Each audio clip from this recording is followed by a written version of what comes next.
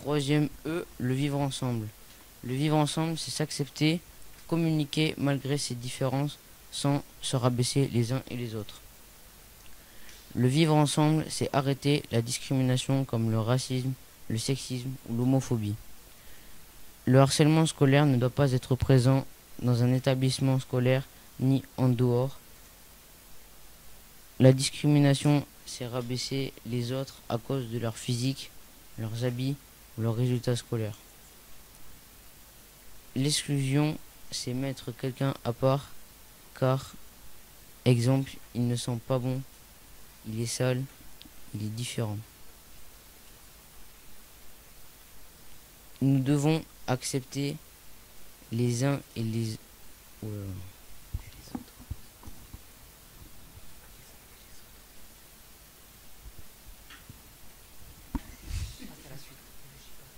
Dans tout ce qui existe dans le vivre ensemble, il y a l'entraide, la cohésion, l'engagement et la solidarité, comme ont fait tous les élèves de la classe du professeur d'anglais. Le racisme, c'est se moquer et mettre à l'écart une personne de couleur de peau ou d'origine différente de la nôtre.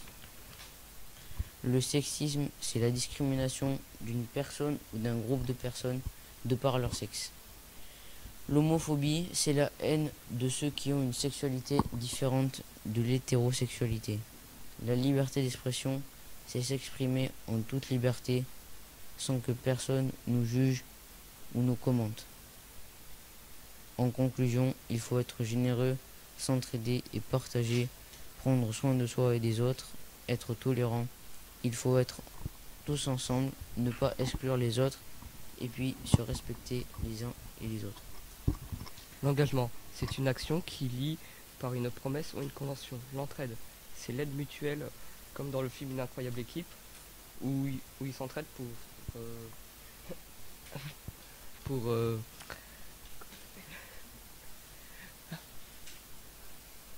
pour battre l'autre équipe anglaise au football.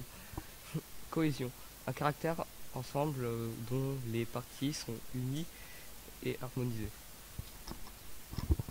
Je vais vous présenter des exemples du vivre ensemble. Partager, prendre soin de soi et des autres, comme dans le film Une incroyable équipe,